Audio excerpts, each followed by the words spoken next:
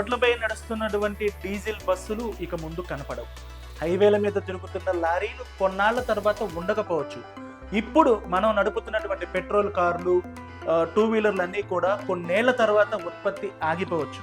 ఎందుకంటే ఇప్పటికే ఆ మార్పు కనిపిస్తోంది. ఎలక్ట్రిక్ వెహికల్స్ అన్ని వాటి స్థానంలోకి వచ్చేస్తున్నాయి.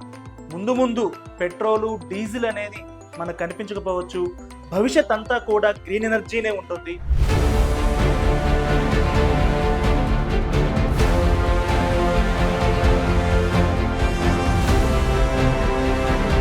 ఇప్పటికే ఉత్పత్తి అవుతున్నటువంటి రెన్యూవల్ ఎనర్జీ సోర్స్ అయినటువంటి సోలార్ కానీ, విండ్ కానీ, అలాగే న్యూక్లియర్ ఎనర్జీ కానీ, వీటికి తోడుగా గ్రీన్ హైడ్రోజన్ రాబోతోంది.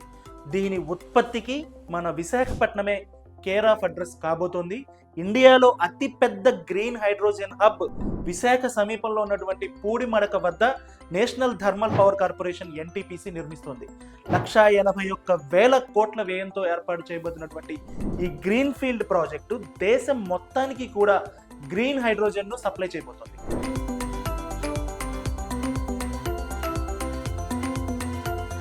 కాలుష్యానికి కేర్ ఆఫ్ అడ్రస్ గా మారుతున్నాయి డీజిల్, పెట్రోల్ వాహనాలు. కొన్నేళ్లుగా వాటి స్థానంలో ఎలక్ట్రిక్ వెహికల్స్ వస్తున్న విషయం మనం చూస్తూనే ఉన్నాము.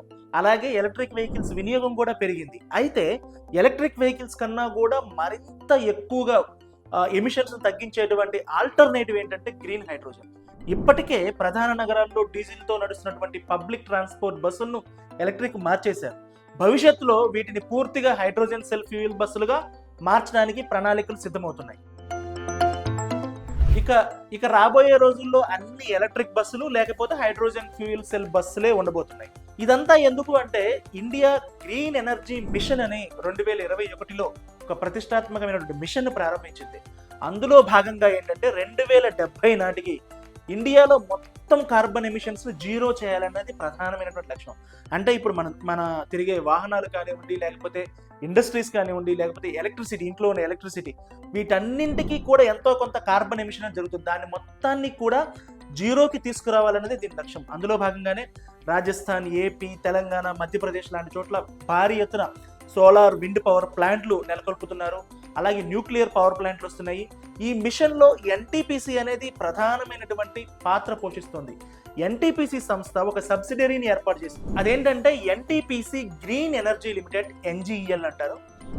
ఈ ఎన్జీఈఎల్ ద్వారా పెద్ద ఎత్తున రెన్యూవల్ ఎనర్జీ ప్లాంట్లు ఏర్పాటు చేస్తున్నారు. అలాగే రామగుండంలో సోలార్ ప్లాంట్ కానివ్వండి, లేకపోతే ఎన్టీపీసీ సింహాద్రిలో డీసాలినేషన్ ప్లాంట్ ద్వారా గ్రీన్ ఎనర్జీని సృష్టించడం కానివ్వండి, లేకపోతే తమిళనాడులో ఫ్లోటింగ్ వాటర్ పైన ఏర్పాటు చేసినట్టు సోలార్ ప్లాంట్లు కానివ్వండి, లేకపోతే చాలా చోట్ల విండ్ పవర్ కానీ, ఇవన్నీ కూడా ఈ ప్రాజెక్టులో భాగంగా ఎన్జీఈఎల్లో భాగంగా ఏర్పాటు చేస్తున్నారు. అయితే ఇప్పుడు ఎన్జీఈఎల్ తరపున వైజాగ్లో ఏర్పాటు చేయబోయే ప్లాంట్ అనేది వేరే లెవెల్ అన్నమాట. ఎందుకంటే పూర్తిగా గ్రీన్ ఫీల్డ్ ప్రాజెక్ట్ అయినటువంటి ఈ ప్రాజెక్ట్ అనేది మొత్తం భారతదేశంలో ఉన్నటువంటి రవాణా రంగం రూపురేఖలనే మార్చబోతుంది. ఎందుకు అంటే ఇక్కడ నుంచి ఉత్పత్తి అయినటువంటి గ్రీన్ హైడ్రోజన్ ని ఫ్యూయల్ గా వాడబోతున్నారు. ఎక్కువ శాతం వెహికల్స్ కు, పబ్లిక్ ట్రాన్స్పోర్ట్ కు ఫ్యూయల్ గా వాడబోతున్నారు. ఇప్పుడు ఇండియా నుంచి ఉత్పత్తి అవుతున్నటువంటి ఎమిషన్స్ అంటే కార్బన్ ఎమిషన్స్ లో 40% వెహికల్స్ నుంచే వస్తున్నాయి. రాబోయే రోజుల్లో మొత్తం ఎలక్ట్రిక్, గ్రీన్ ఫ్యూయల్ వాహనాలుగా మార్చే మిషన్ కు ఈ ప్రాజెక్ట్ అనేది చాలా కీలకం కాబోతుంది. దీని నుంచి డైలీ ప్రతిరోజు కూడా 1500 మెట్రిక్ టన్నుల గ్రీన్ హైడ్రోజన్, 1500 మెట్రిక్ టన్నుల గ్రీన్ ఇథనాల్, అలాగే 4500 టన్నుల గ్రీన్ అమ్మోనియాను ఉత్పత్తి చేస్తారు.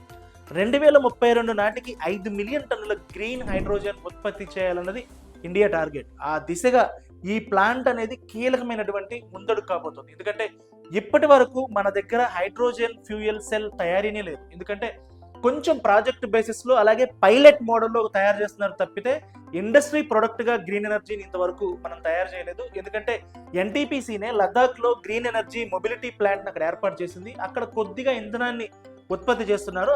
ఆ ప్లాంట్ ద్వారా అక్కడ అలాగే గ్రేటర్ నోయిడాలో హైడ్రోజన్ ఫ్యూయల్ సెల్ బస్సులను ఈ మధ్య ప్రారంభించారు. అలాగే రవాణా మంత్రి నితిన్ గడ్కరీ ఒక హైడ్రోజన్ వెహికల్ ను జపాన్ నుంచి ఇంపోర్ట్ చేసుకొని దానికి హైడ్రోజన్ ఫ్యూయల్ వాడుతున్నారు. అది కూడా ఎక్కడంటే ఢిల్లీలో ఉన్నటువంటి ఒక రీసెర్చ్ ఇన్స్టిట్యూట్ నుంచి హైడ్రోజన్ ఫ్యూయల్ తెచ్చి దానికి వాడుతున్నారు. ఇప్పుడు ఈ ప్రాజెక్ట్ అనేది మొత్తం హైడ్రోజన్ ఫ్యూయల్ కి సంబంధించి ఇండియాకి ఒక గేమ్ చేంజర్గా మారబోతోంది. అలాగే వైజాగ్ను కూడా ఒక గేమ్ చేంజర్గా నిలబెట్టబోతోంది. ఆంధ్ర అనేది ఫ్యూచర్లో గ్రీన్ ఎనర్జీకి ఒక హబ్గా మారబోతోంది. ఎన్టీపీసీకి పరవాడ దగ్గర సింహాద్రి థర్మల్ పవర్ ప్లాంట్ ఉంది. దానికి సమీపంలో ఉన్నటువంటి గ్రామం మత్స్యకార గ్రామం పూడిమడక దగ్గర ఈ కొత్త ప్రాజెక్టు రాబోతోంది. మొదట్లో దీన్ని థర్మల్ పవర్ ప్లాంట్ గానే ప్రతిపాదించారు, కానీ ఆ తర్వాత గవర్నమెంట్ ప్రయారిటీలు మారడం వల్ల దీన్ని ఇప్పుడు పూర్తి గ్రీన్ హైడ్రోజన్ ప్రాజెక్ట్ గా మార్చారు. అలాగే ప్రాజెక్టు వ్యయం కూడా మారిపోయింది. ఈ ప్రాజెక్టు ఏర్పాటైతే వైజాగ్ పేరు, ఇప్పటికే పోర్టు సిటీగా ఉన్నటువంటి వైజాగ్ పేరు మరింత మారుమోగిపోతుంది. గ్రీన్ ఎనర్జీ క్యాపిటల్ గా కూడా మారుతుంది. అలాగే ఎంప్లాయ్మెంట్ వైజ్ చూసుకున్నా కూడా వేలాది ఉద్యోగ అవకాశాలు వస్తాయి.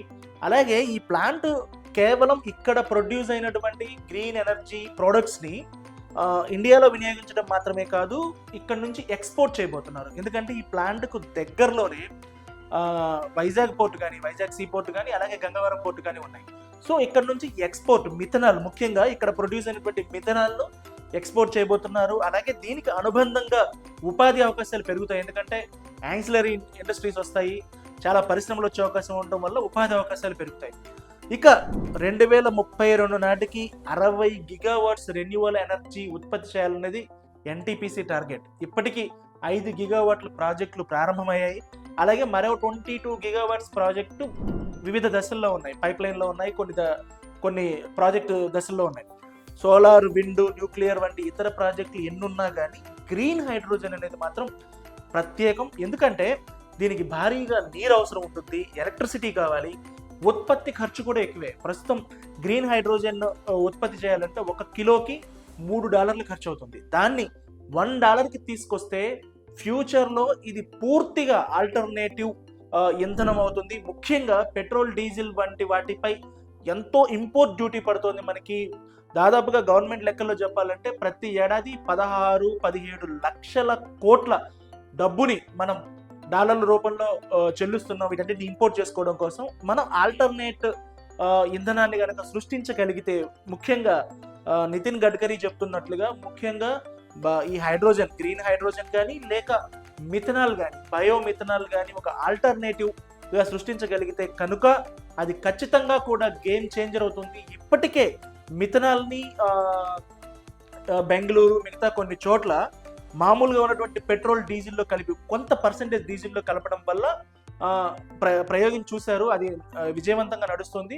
ఫ్యూచర్లో పూర్తిగా దీన్నే డీజిల్కి, పెట్రోల్కి ప్రత్యామ్నాయంగా దీన్ని వాడడం వల్ల మనం ఇంధన ఖర్చును తగ్గించుకోవడం, అలాగే ఫ్యూచర్లో ఈ ఫాజిల్ ఫ్యూయల్స్ అంటే పెట్రోలు, డీజిల్ ఇవన్నీ కూడా అయిపోతున్నాయి, వాటి రిసోర్సెస్ అన్నీ కూడా తగ్గిపోతున్నాయి. దీనివల్ల ఫ్యూచర్లో ఇంధనానికి, హైడ్రోజన్ ద్వారా వచ్చేటువంటి ఇంధనానికి, హైడ్రోజన్ ఇంధనానికి చాలా చాలా డిమాండ్ ఉంటుంది. మనం ఇప్పుడే కనుక వాటిని ప్రొడ్యూస్ చేసుకోగలిగితే ఫ్యూచర్లో ఇప్పుడు ఎలా అయితే oil countries, OPEC countries oil మార్కెట్ని శాసిస్తున్నాయో అలా మనం ముందుండేటువంటి అవకాశం ఉంది. దాన్ని దృష్టిలో పెట్టుకునే భారత్ ఇంత భారీ ప్రాజెక్ట్ అంటే 181,000 కోట్ల ప్రాజెక్టుని విశాఖపట్నం సమీపంలో ప్రారంభిస్తున్నారు. ఇవాళ ప్రధాని నరేంద్ర మోదీ ఈ ప్రాజెక్టును ప్రారంభించబోతున్నారు.